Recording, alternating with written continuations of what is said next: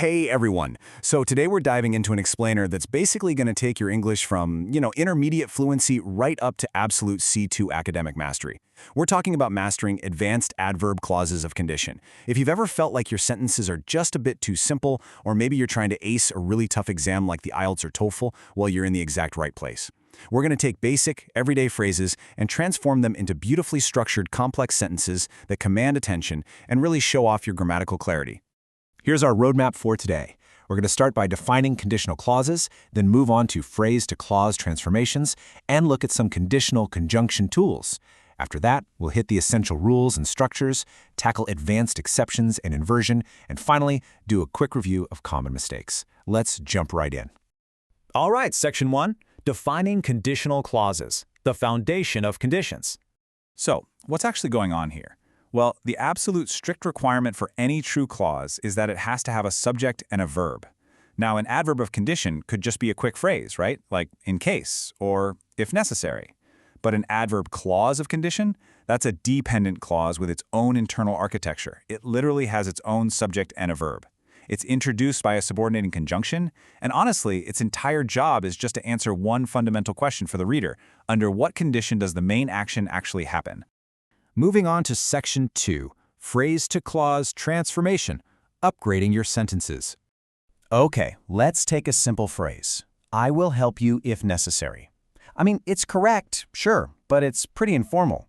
Watch what happens when we upgrade it to a full clause. I will help you if you need assistance. See that? By explicitly adding the subject you and the verb need, we completely wipe out any ambiguity. It's a simple tweak, but it's a massive step forward for your academic clarity and just the overall precision of your English expression.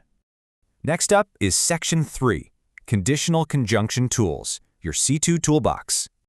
Now, picking the precise tool for the job here is absolutely crucial. Obviously, we all know if, that's standard, but check out these more advanced options. We've got unless, which actually carries a negative condition.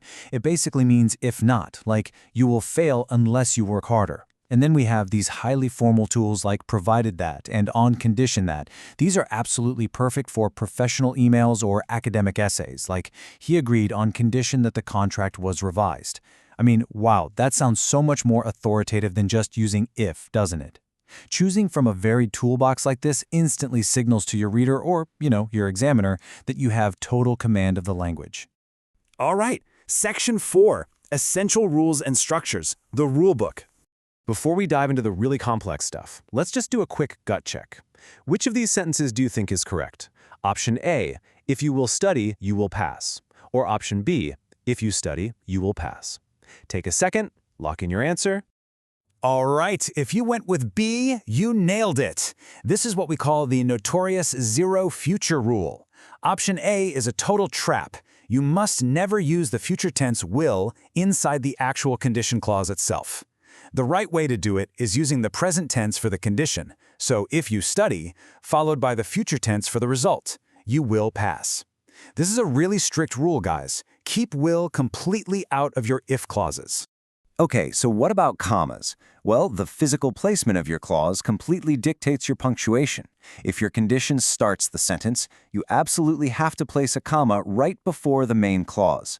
Like, if you study hard, you will succeed. But, and here's the trick, if you flip that structure around and put the condition at the end, making it, you will succeed if you study hard, suddenly, no comma. None at all. The conjunction if essentially acts as a natural bridge. Master this little trick, and your written punctuation scores will absolutely soar. You also have to make sure you're matching your tense to the situation. Is it a real possibility, or is it just an imagined scenario?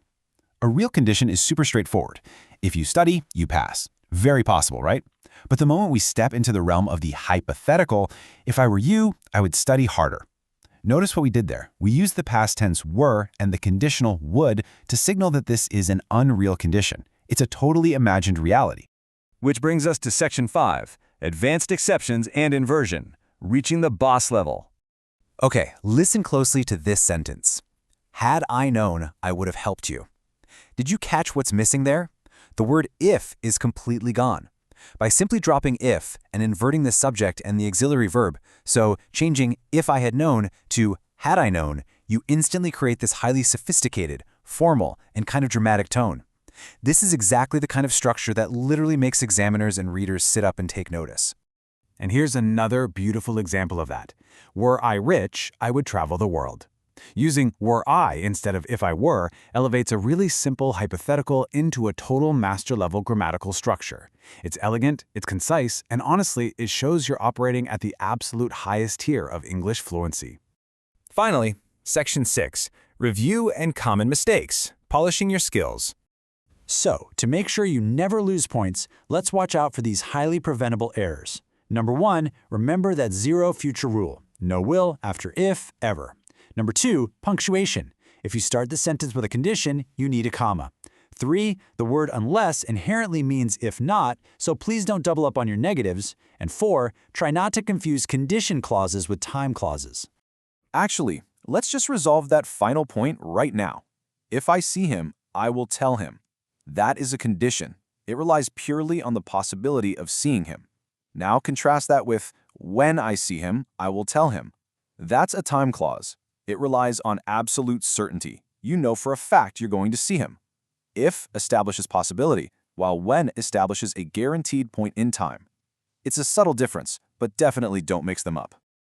All right, as we wrap up this explainer, I really want to leave you with a final challenge to test your new mastery. Take this sentence.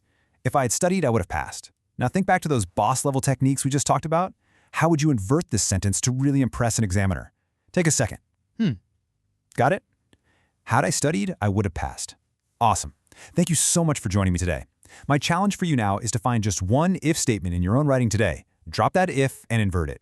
Seriously, try it out. It might just change the way you write forever.